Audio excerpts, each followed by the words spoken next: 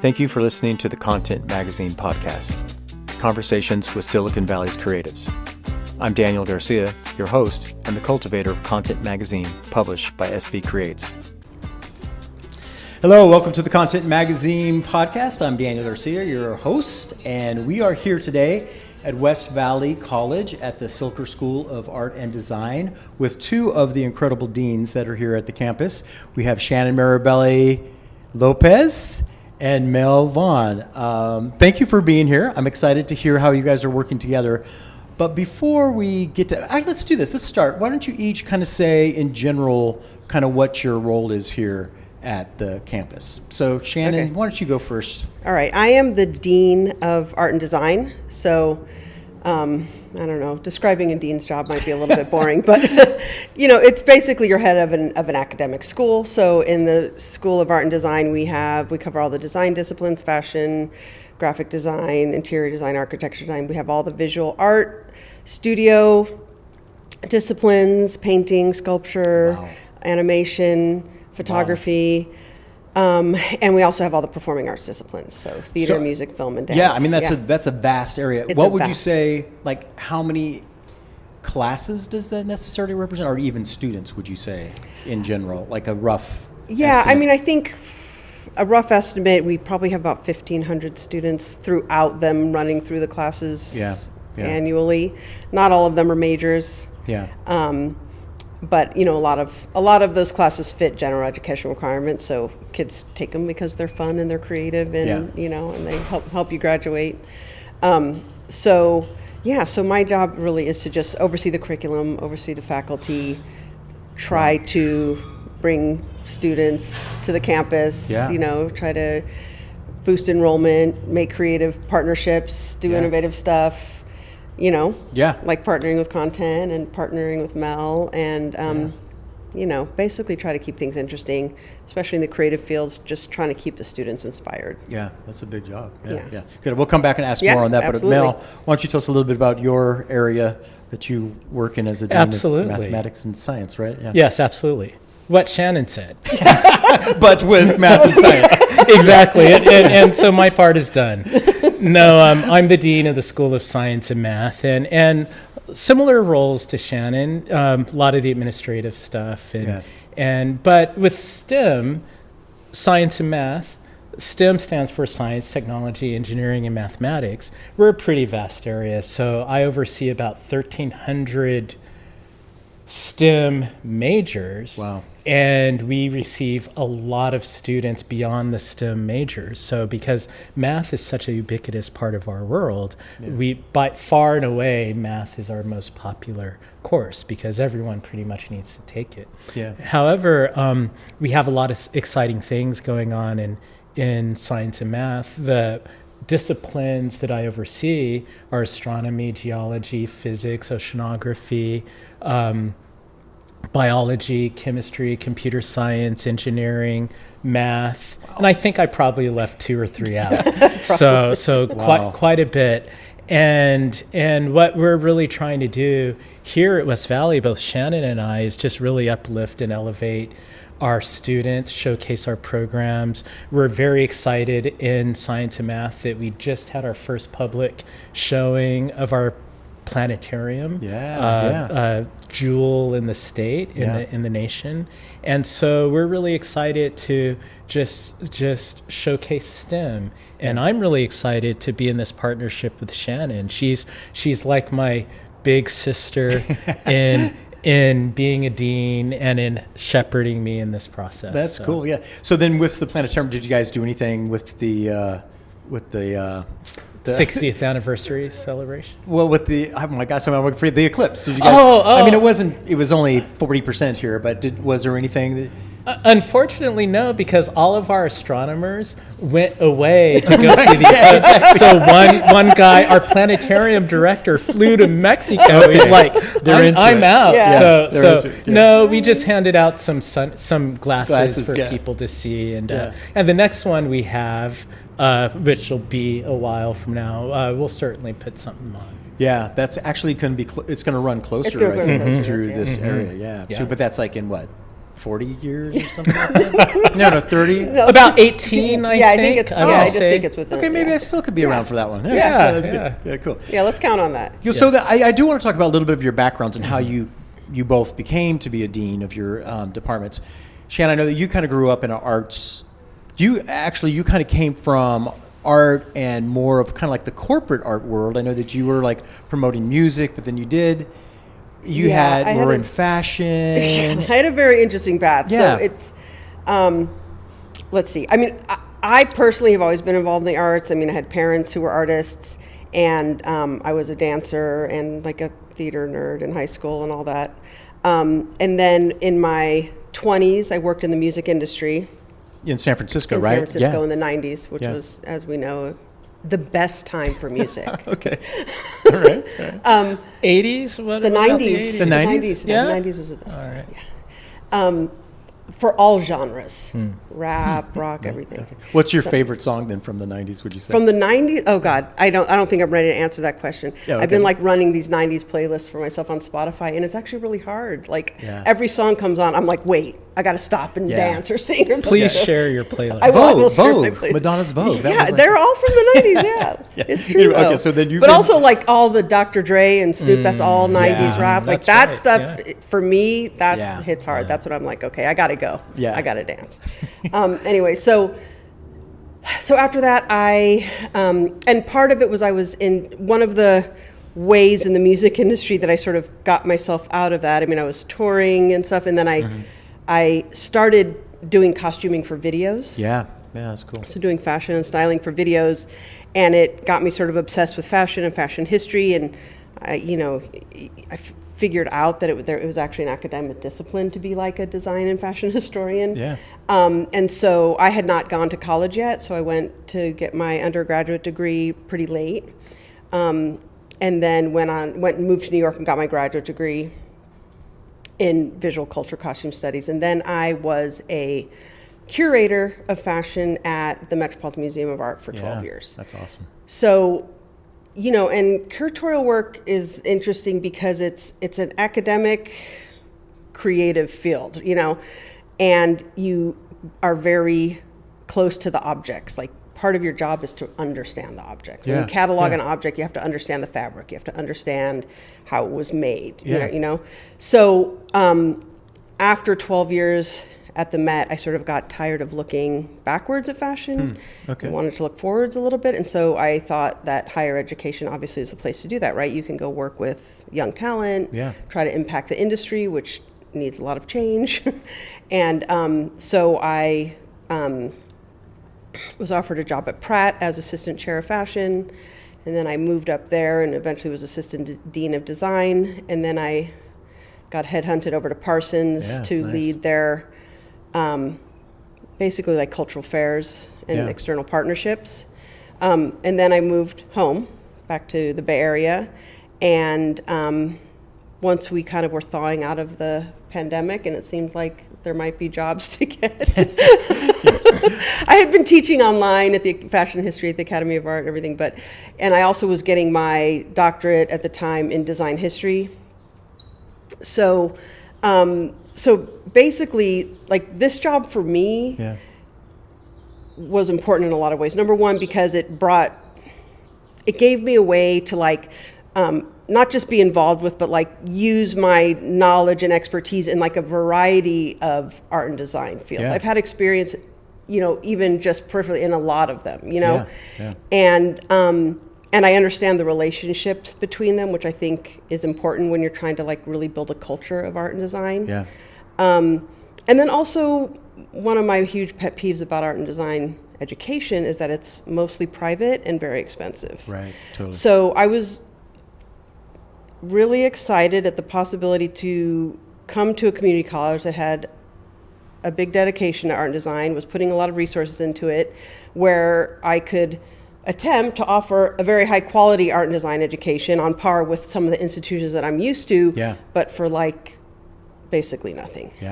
So that's my kind of reason to be, is that I want to make sure that community college kids are getting the same level of art and design education Yeah. that other kids are paying a lot of money to get, because it shouldn't be exclusive in that way. Yeah, you know? that's cool. I mean, it is interesting to see where you're at in this role, and then just your history of all the different industries that you were working with, and then being here. And then, I just really appreciate that you want to kind of like democratize the access to the arts, right? Yeah. And the community college is a great way to do it. Yeah. That's so cool. I'm thrilled to be here. Yeah. So think about your '90s favorite song, though. Okay.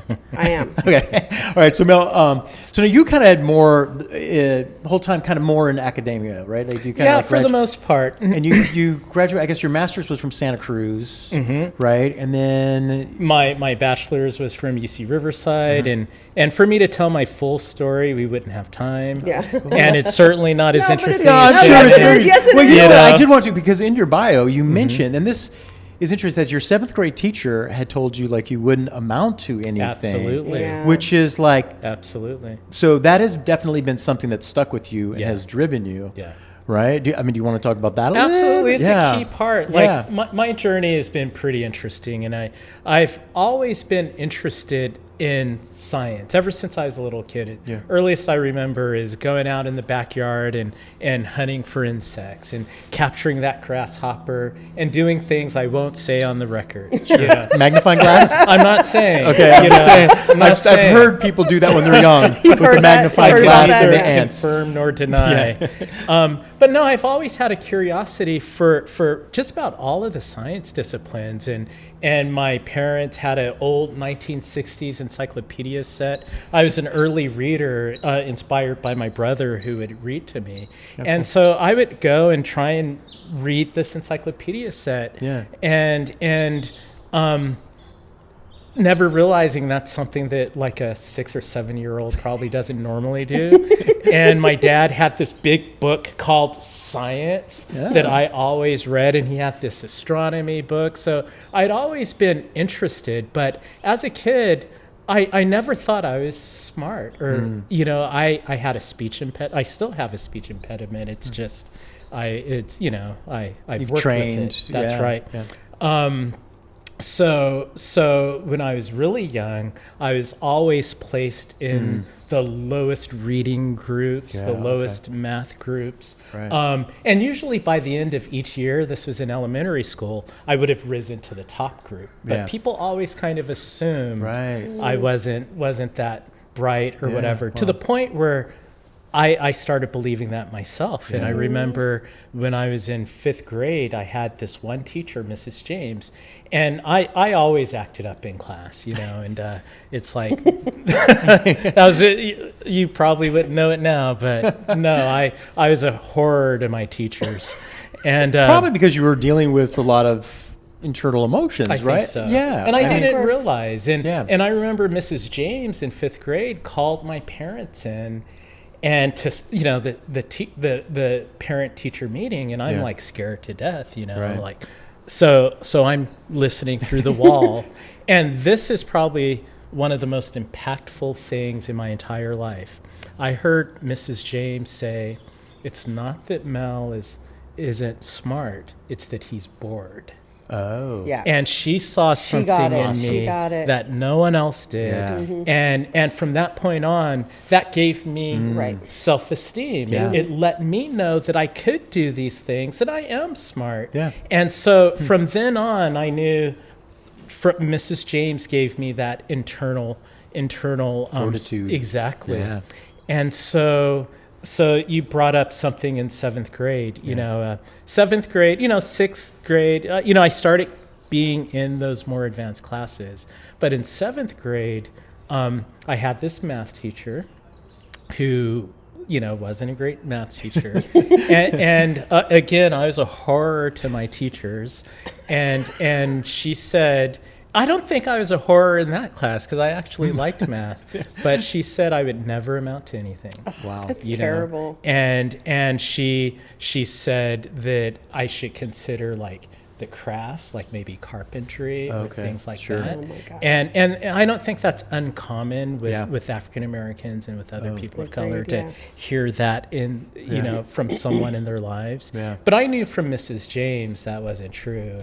And, and I was determined to prove her wrong. Yeah. And so eventually, fast forward a few years, You know, if I were to tell you my GPA for my first semester of college, you might think that seventh grade teacher was right, you know? Sure. So I didn't do well that first semester. And it was because it was one of those things where I was one of those students who I never really had to study in high school. Right. You know, I could get up in the morning, read, do well. Not true. I went to Texas A&M. My first semester, aerospace engineering major. That's tough. Got an unflattering GPA, but I came back home to Riverside, California, went to a community college, and that's where I found the power of a community college. I learned how to study. I learned how to, you know, I can't just rely on my brain. I had to put some work in, and I did well for the most part. You know, life happens, of course. Yeah. But how I ended up here, actually, you know, in college. Because you've been here for like not that long. 40 years? 50. 50 No. years. He's been here since he was 10. Yeah, but it's like 18-ish year or something. Yeah, somewhere around there. Right, So I'm going into, I'm in my 18th year at West Valley College. Yeah, wow. Prior to West Valley, I was a software engineer for 7 years. Okay. Because again, I was one of those who everything technical kind of interested me. So even though I got my degree in physics, I ended up getting a job in software engineering. It was during the first .com era. But got, I guess, bored of that and started looking at community college positions just for fun because I missed academia. Yeah. And so I applied to be an adjunct professor. Never thought I would make a career out of this, just something for fun. And at the end of my very first class that I ever taught, the very last day, I remember at this time, this older mother of 2 kids comes running up to me with a big smile on her face. And it was a physics class I was teaching. And she said, "Mel, I never thought I would put the words fun and physics in the same sentence." Wow. And for me, Yeah. a flip switch. Yeah. That was it. Awesome. I knew I got out of software engineering as soon as I could. It took me another 3 or 4 years. But when this teaching position at West Valley opened up, I applied for it. I fortunately got it.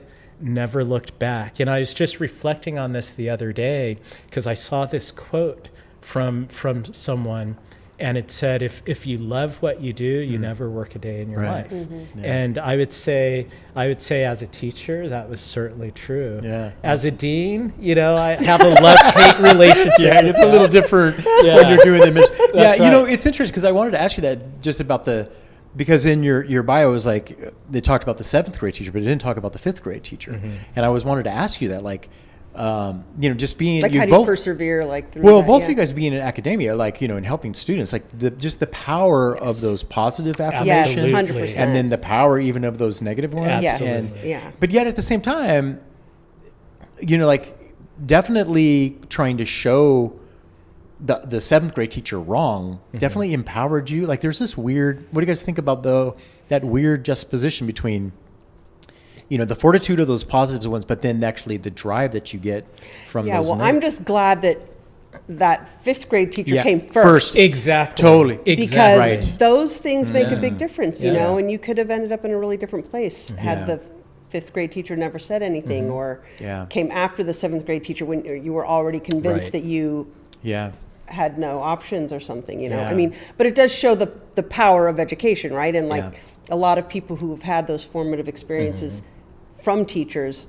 go into teaching, you know, with the knowledge that it's a position of power and influence over kids' lives, you know. Absolutely agree with Shannon. I think if it was reversed, I'd be in a different situation right now, you know, and I've carried that with me. I think we carry those experiences with us as educators, and it informs us. And in my role as dean now, I remember that. I remember the impact of words, the impact of our actions, and I think that's a key drive in us, you know, trying to uplift our students here. It is. I mean, we're definitely going to talk about your disciplines and then getting into from STEM to STEAM and all that kind of stuff. But just hearing your own personal journeys and even that power of that, because even you mentioned your first day of teaching and that one parent or the person coming in and saying physics and fun, like how important it is like our interactions and conversations and stuff like that. So, anyways, let's move on because now the two of you. He's got a great story. You both have great stories. I mean, like I actually am encouraged because I think about my history, right, of like teachers telling me that I'm not going to do anything, me flying off the walls, not being able to read. You know what I mean? So I think there's a lot of people that can relate to it, and 100%. having a path, because you've talked about that everybody's path is kind of like different, so you don't have to be this streamlined. No, and I mean, I like to tell my story because I was not very linear at all, and I think I'm sort of like a unconventional academic, you know. I am, and have come into administrative sort of sideways, you know, administration sideways. But I think it's, you know, about the vision that you have, the care for you have about the students, the care for the discipline. Like that goes a long way. If you are working in a discipline or a group of disciplines that you care about their role in the world, right? Then you have an invested interest in educating people in those disciplines properly and in a way that is fun and enjoyable and leads to positive, productive lives. You know, and in the creative fields, I mean, speak as to what you were saying, like you get a lot of kids who are not thriving in other classes, you know, and it's not because they're not smart. It's just because like math's not their thing, you know, and that's one thing as the dean of a creative school, like that actually comes up a lot, like the way that we counsel our students, the way that we structure our programs and stuff, like you actually have to think about that a lot. Like, you know, arty kids are kind of just built a little bit different. They really are, you know, and a lot of them come from K through 12 experiences where they did really poorly because they're just were not built for those constraints, you know. So I mean, it's college, we have our own constraints, you know, but you try to teach them that like after this, you know, we're going to teach you how to make a creative enjoyable life for yourself. You know? That's cool. Let's then transition because the two of you are working together, and then if you know, sometimes you look at the world and you see arts and design, science and math as being the two opposite sides of the spectrum. Even some people, actually, when I asked my daughter, "Oh, do you know, Dean Mel Vaughn?" And she's like, "No." I go, "Oh, he does the science." And she goes, "Well, I don't do science and math." She's in theater and interior design and stuff like that. So that was kind of funny. So like, you know, it's kind of seen as these opposite things. And then definitely there's been an emphasis on STEM, right? Which is the science, technology, engineering, and math. Did I get that right? Or was these acronyms wrong? No, perfect. And so then STEAM is to bring in the art. So now here at West Valley. And what we're doing though, we're doing STEAMed because you have to include design. Design. Okay. All right. Because okay. Design to me is really the thing that brings them all together. Well, that's the thing is like, product design and engineering and all that. Kind of, yeah, totally. You don't send a rocket to the moon without having it in a capsule. And, and then you have to have the graphics on it. It's the cool NASA logo. So how are you guys, how did the two of you kind of start to come together to get STEAMed? What was kind of how did that come about? I don't know if I remember exactly how it came about. Well, anyways, so I've only been here a few years. Yeah, that's right. Mel's basically an institution here. Yeah. And I mean, for very good reasons, you know. So I came here as a dean. Yeah. A lot of deans here come up as faculty, right? So Mel, in the last couple years, acted as interim dean of science and math after the previous dean left, and then recently was offered the permanent position, which he's very deserving of. And so we've just been working together as colleagues for the past year or two, just getting to know each other as deans. And obviously we have lots of meetings and other kind of, you know, college level projects that we're working on together. But I think that number one, we've always just enjoyed each other. We like to work together at the administrative level. And I think that, you know, I'm always trying to get creative students, artists and designers to understand the impact of the work they're doing, right? That it's not just like, it can be, if you want it to be, it can be a navel gazing exercise, but it actually has like a cultural role. It can have big impact. It has impact on, I mean, like arguably like aesthetics are one of the things that affects, you know, primarily your mood, your energy, you know, all kinds of things. I mean, everything that we do every day in life is about objects that somebody designed and made for a user experience, you know, the human as the user, right? So I see design as a user experience, which is a tech term, obviously, right? They're all human-centric. And there's not a single thing, you know, like I said, that happens that is not designed. Right. And when you bring in technology, you know, especially here in Silicon Valley, right? Yeah. You've got technology, you've got engineering, you know, all of those big firms, they're all full of designers. Yeah. You know, and so I think the relationship to both of us has always been clear. And I think STEAM is something that is pretty like common in a lot of schools now, just to it's growing. the integration. Yeah, Yeah. it's growing. Yeah. STEAMed not so much, and that's just kind of an idiosyncrasy of mine. No, because, it makes sense. You know, I mean, I've seen a couple other people use it, but I think design is pretty key. And I think that Mel and I would like to foster more collaboration between our students and our faculty. Yeah. Which is not always easy in these very structured institutions. They can be quite siloed. So for us, I think building on the Art and Design Expo to expand it into like a STEAMed expo, just to create a culture on the campus and the community of the symbiotic relationship between all of these disciplines, right? So I feel like this first one for me is really just about like getting people used to us talking about it as a possibility, as a way that we're thinking about our disciplines. Yeah. I think that we probably have a long way to go to where we're really like actively innovating and integrating our disciplines and curriculum with each other, but we're trying to create a culture. Yeah. You awesome. know? Yeah. And also, like the science and math school here is an amazing school. They work at a really high level. The students are doing really interesting work. Their engineering students are constantly coming to use our makerspace. Like, so there's already been sort of like informal things going on.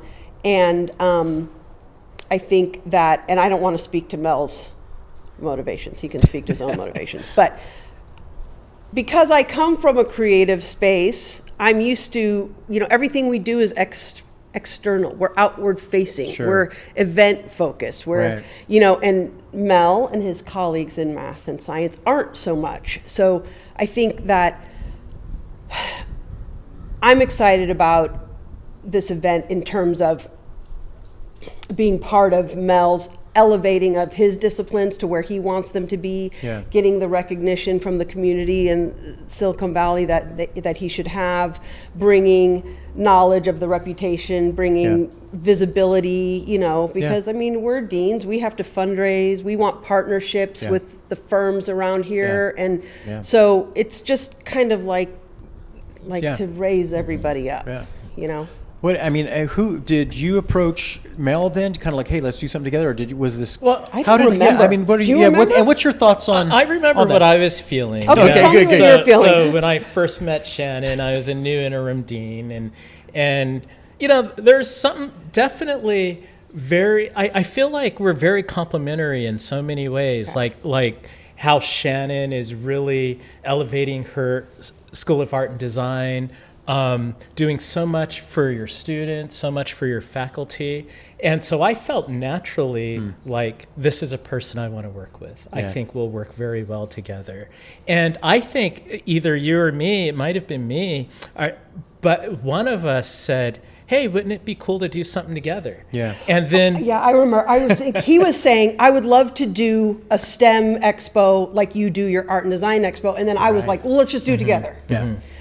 So I really think it was that simple because he was like let's, like he wanted to do, and like the fact that there hadn't been something that shows off the work of your students, which is also very physical, right? There's things to show, you know, was sort of a bit surprising to me that there hadn't been a history of that. And I want to change that being a new dean, you know, and for me though, STEAMed is actually more of a philosophical endeavor as well. Okay. Because I truly believe in collaboration. Yes, I yeah. truly believe in the interdisciplinary nature of things. And so you're right. It's common for people to think science, oh, this person, art, never the twain shall meet. But I often will remind people the phrase Renaissance man and the person, Totally. Yeah. and I forgive me for saying man, it should be Renaissance human. Yeah. But I think of Leonardo da Vinci. Yeah. He was a scientist, he was an 100%, yeah. artist. What amazing work. And for me, science is art. Yes. Yeah, totally. It's Agreed. how we look at things. Yeah. And I had the opportunity of working with one of Shannon's faculty members, Kathy Arnold, maybe about 10 years ago or something on a project. And she approached me and she said, Mel, I'd love for us to work together. And she proposed a project in which my physics students would explain a concept that her art students would then just interpret and conceptualize however they that wanted. project like every I think semester. so. Yeah, I that's think cool. I that liked it. what a wonderful Yeah, thing, it's because I think it's an art for a faculty member to be able to explain and educate. Yeah. And what a wonderful way to take something esoteric and reimagine it, and so I feel that when we can start looking at our disciplines as not as these separate things, but maybe what is this beautiful blend? That's where our students, I'm virtually speechless at the possibilities because I feel like our students will gain so much out of that going into the workforce, not only understanding maybe the math, maybe they're an artist, but they know a little bit of math, but they know how to present that to someone else. So for me, it's not, I think it's natural for it to be steamed. Yeah, it's sad that it's somehow become separated because we think, especially in industry, 100%. right? I mean, if you're Yeah. making a chair or a computer, or even if you're using paints, all like I just for the engineering. first time used encaustic. There's chemicals, there's Yes. materials, there's there's so much science. I do photography. The Yes, so science much behind science. photography Yeah. is like crazy. Like the film that they've made and the it's funny how they've kind of become these two different things. I think what it is people don't see the relevancy because they haven't had it in a context that they could understand. And that reminds me of that woman so many years ago who said, I never thought I'd put the word fun and physics together, because that class was a conceptual physics class. So physics without the math. Right. And I would argue that they knew more physics than the engineering physics students who had calculus, because they strip away all the math. What is it? Yeah. And so in that class, we learned, why is the sky blue? Yeah. Yeah. What causes rainbows? Yeah. How does the eye see Well, with the red, color green, blue? and Exactly. all that stuff, Exactly. And so perspective, everything. It's all connected. totally. Yeah. Exactly. And art uses all those kind of Yes, things. exactly. It's amazing how many artists I meet who are actually using. I always get it wrong. The golden triangle, Fibonacci. Fibonacci. They use that all the time. And Yeah. that's a mathematical equation and function. And there's so much of that that's going on. Yeah. Well, and I was just going to say, from the art and design side, I think that people who are science and math mind can also, there's so much that artists, in terms of creative thinking, for lack of a better term, thinking outside of the box, just iterating and iterating, that kind of approach to problem solving, to me is really important. Totally. And, and in terms of design, like I said, I think of design as a problem solving discipline. Yeah. You want it to be pretty and you want it to be comfortable and all sorts of things, but most of the things are about solving some kind of problem. And science and math is all about problem solving, engineering, everything. And so I just feel like if everybody can understand their role in that world of problem solving, we have a lot of problems in this world. People need to work together and understand what their role is and what they have to offer the process. Yeah. You know, and so I think that mutual respect between disciplines and understanding of that role only serves, you know, all Culture. the industries and culture Yeah. and, you know, and so I think that, I think that our initial impetus was really just to start creating a culture of that here. Well, it's design thinking. I mean, that's Yes, that's 100%. kind of like the Yes. buzzword of Yeah. the last 10 No, but years, it is. right? Yeah, but it and is. then, so in the science and math, I mean, I'm sure that's seeped in there too, like the design thinking and like problem solving and right. Absolutely. Yeah. You know, in a variety of different areas, I think we're recognizing the importance of project-based learning, right? And as I talk to my whether it's my biology folk or my engineering faculty members, it's one, how can we engage the students in things that are relevant? And today, with the advent of the ease of 3D printing, you know, and producing things that they imagine, that they visualize, you know, I think Shannon's school has taken the leadership at West Valley in having a wonderful makerspace here that our engineering students make use of. And so And now just they're building their own. Science and math building their own makerspace. Cool. Yes. You guys gonna have more 3D printers up here than Yeah. they do in All the electricity is going to be like, I know. So that right in itself is these students are able to now more quickly go from concept, visualization to actually producing something. prototyping, You know, all those kind of, I do think the lines between STEM and STEAmed, or art and design and STEM, it's being blurred. You know. Yeah. Yeah. So, okay, did you have something to say no, on well, that? I was just going to say, one of the disciplines that Cilker doesn't have, one of the only design disciplines it doesn't have, is industrial design. Oh, really? And that's something I'm working on building, which is part of what the makerspace is Lab, about. But, you know, industrial design is the discipline that It's the actually brings engineering and technology and design together the most, you know? So I'm excited about it for those purposes, because it's really where people begin to understand what the relationship is. And, you know, there are some other programs around here that we might have to compete with. That's cool. That's great. I was thinking, I mean, definitely industrial design is it's the marriage between those two, which is fun. It's almost like we're getting to a point like what you have to do in relationships, right? Where you realize like with my wife, like, oh, I realize that she has a skill set that's different than mine. Yeah. And there's a part of that I admire. Right. But there's also, since it's a different way of doing it, it drives me crazy. And I think, that's kind of the thing that you see kind of with science and math and art and stuff. Problem solving. But I was thinking too, like the thing that I kind of always come back to is curiosity. I think that that, like you talked about your curiosity as a, you know, when you weren't or possibly were using a magnifying glass on insects, right? You know, that curiosity, and that's the same thing with the artists, is that they're it's true. They're all inherently curious people. Right. And then I think that's I think that you're right. the table, the common table.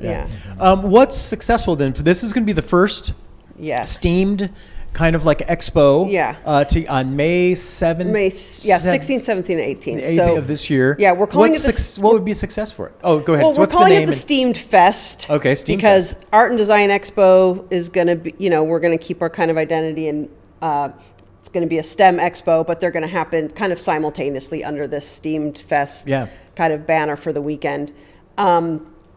So it's a big lift. I mean, I've done the expo. This is the third year we're doing the Art and Design Expo. So this year we are bringing in math and science, obviously, and then also we have our new visual art building. So a big part of the expo is going to be down there. So the last 2 years, it's really just been all centered in Cilker. This year, it's like 3 different buildings and locations. So it's much bigger. It is a fest. It's a festival. It's an actual festival, which is exciting. It's like Coachella for... basically, So, you know, so that's been a little bit challenging, but I think for the Art and Design Expo has been very successful, having a lot to do with the Content Magazine partnering with us. It's true. But success for me would just to see the people who come for science and math enjoying the art and design, and the art and design, the people who come for the art and design engaging with the science and math portion. Like Yeah. that would be successful to me. And to Yeah. see the students and their curiosity about the relationships. So, Yeah. I mean, maybe I feel like my expectations might be a little low, but like I said, like I feel like we're at the baby steps of building the culture. yeah. And so I will just be excited to see the same people who've come to our expo for the last 2 years engage with science and math the same Yeah. way that they have engaged with us on our art and design. Yeah. And for the people who come here for science and math, I would love it if they don't just stay over there in the science and math building. Yeah. And they come Get some cross-pollination. Yeah. to the visual art building and Yeah. come to the fashion show. And, you know, like I'm just hoping that the audience understands what we're doing and is enjoying all of it. Yeah. Yeah. You know. Cool. What's some of the things that you have, because this is the first STEM part. yeah. So what's some of the things that you have planned that people can participate in, see, experience? Yeah, so we have a few things planned right now. So one, we want to showcase our planetarium, Yeah. but we really want to showcase in the work of our students. Yeah. So excuse me. So we have students who are currently working. They received a grant from the Silicon Valley Clean Energy Association cool. to build an electric bike that will be recharged from solar panels. Nice. So they want to show that off. Yeah. We have some chemistry students who want to probably blow some stuff up. Yay! So we'll see how well that goes. We have some other students who want to demonstrate like biodiesel with steam engines, sweet. and whatnot. Yeah. Poster presentations. Yeah. We're going to, part of it will be talking about also conservation, and the biology department is pretty actually well respected throughout the state for how innovative they are and how well they prepare our students for conservation efforts, ecology efforts, Awesome. and to help bring that awareness. We're going to have a bird of prey raptor show. Oh, yeah, that's it. in which Yeah. we're going cool. to have someone bring in some hawks, falcons, Yeah, and yeah, yeah. owls and fly around a little bit. That's cool. So we want to do a little bit of everything, showing things that our students are doing in all of our disciplines, and just showing how steamed applies. And cool. so for me, success would be everything Shannon said. I would love to see that cross-pollination. Yeah. But being our first time doing it, I think it's also a proof of concept. Yeah. Not Right. so much for the outside world, but for my own faculty and staff. Sure, yeah. So imagine this. Yeah. Okay, so the stereotypical scientist, right? Introverted, quiet, Pocket maybe protector. a little. I'm glad I took mine out. I love those weather. But multiply that by 75. That's the faculty and staff that I have, and most of them are, a little bit introverted. And I think because we've never done this before, there's a little anxiety, and You I bet. feel that anxiety. And it's an extra weight Yeah. of activity that they have to do, That's as true. well as Yes. teaching it. Yeah. So Yeah. sorry. And they're so hardworking, and, Yeah. and they want to. What they told me is they're like, we want to do this, Mel. We just want to make sure people come because we don't want our students to do all of this that's cool. work. Yeah. And so I hope to see that engagement, Yeah. and I believe we'll see that engagement. Yeah. And after this first one, I think it's just going to explode from there. Yeah, and I mean, I'm more comfortable with it because this is my world. This is the world I come from. Production Production, yeah. events, and everything that you do as any kind of artist is outward facing, Yeah. right? So, but even our first year here, I mean, the first year we did the expo, when I first arrived, I mean, I even had faculty who were a little nervous because they don't know what you're new. thinking. I'm new. Yeah. It's a new thing. It's a big lift at the end of the year when everybody's busy already. Yeah. But I didn't have to get over, their anxiety about just like putting themselves out there. Yeah. Like, I mean, they want to put themselves out there, and they want to put their students out there, Yeah. and the students need to get used to putting themselves out Yeah. there because that's their Totally. whole job now. Yeah. You know, and that's my big impetus. Like, I want the students to leave here feeling comfortable, showing their portfolios, showing their work, talking about their work, Yeah. because you just can't make it in the creative world without that. So Cool. I think that I've just been trying to encourage Mel and to encourage his faculty that, you just have to take that first step, and even if, we know way more than 50 people are going to come, but even if just 50 people come, like, every year it gets bigger. Yeah. Every year it'll get better. Yeah, you it's build like you on said, it. building the culture. Yeah, you build the culture, but also you Yeah. build, you just build your audience. Right now they're starting from zero. Yeah. They don't have a mailing list. Yeah. Like, we need to build that up with them. And, I feel honored that Mel trusts me to kind of like bring him on this journey that is feeling outside of his comfort zone a little bit, know? Awesome. So yeah, My it's eyes been are fun. closed and I'm hanging on to Shannon's shoulders. Awesome. Cool. Well, awesome. I'm excited for it. That's May 15th through the May 16th, 16th, 17th, and 18th. 16th, So 17th. 17th is the primary day. That's when all the STEM stuff is going to be going on. And the birds of prey will be the out. birds of Mhm. prey. Exploding will Yeah. happen. Yeah. That night is the content party and Yeah, the the fashion fashion show show and all and this all- like yeah. that. The night previous to that, the 16th, is our industry night. Yeah. And then the 18th, the planetarium is going to have free shows. Oh, awesome. Also on the 17th. Also on the 17th, Yeah, so awesome. it'll be free. It's not usually free, so it'll be free Yeah, to people cool. coming for the festival. And then the last event of the weekend is our Dance Caravan performance. Yeah. Wow. So, so it's a lot a busy, of great there's a lot of stuff coming. going on. Yeah. Okay, then let's wrap it up. 90s song. 90s song. I can't think of a song, but my favorite album from the 90s is Dr. Dre's The Chronic. Okay. But that doesn't.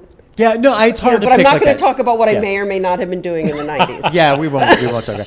So what about you? Do you have a music genre that you prefer or a time period? See, well, I like the 90s. I think I'm more deferential to the 80s though, Okay. because Yeah. that was some form. Well, Your formative years. yeah, I would say more Yeah. formative. So what but- is it? I mean, What 80s stands was out? high school, though, for us, right? High school? Yeah, 80s was so- high school. Yeah. Yeah. Yeah, so that is Yeah, it's very Yeah. formative. You hear a song and it brings you Yeah. back Absolutely. to Totally. that. All that Like angst Soft and- Cell. Yeah, that like, angst. Yeah. So, but being I'll let the introverted side come out of me right now Okay. and say I have to think about. Oh, my, okay. We got the. Mel's But, the No, king. well, then what's on your playlist right now? Like if you were to hop in the car, what? All right.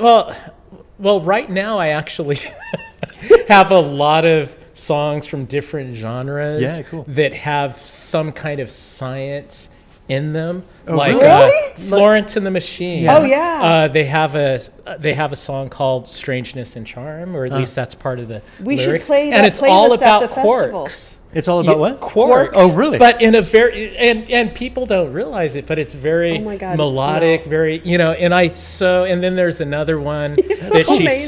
sings called I like Flo. She's she's my amazing. girl. Gosh, I forget the name of this one, but Stars in the Moon. Yeah. Okay. Yeah. Eminem, you Yes. know, and I forget the name of this Well, that's song, the but the 90s, one that's the that 90s. There Goes Gravity, he did it in Oh, yeah, yeah. 8 Mile. Yeah, yeah. So that Interesting. one's Yeah. on Yeah. the rotation. So Okay, it's a little bit. can that be what's playing on the speakers? All in the right. Steam Fest? Yeah, Okay. yeah, awesome. Okay. Yeah, Yeah. I never thought That about would be so cool. I never Yeah. thought. I mean, of course, because of the eclipse, I was thinking about like all the eclipse song, right? And everybody's playing that one like.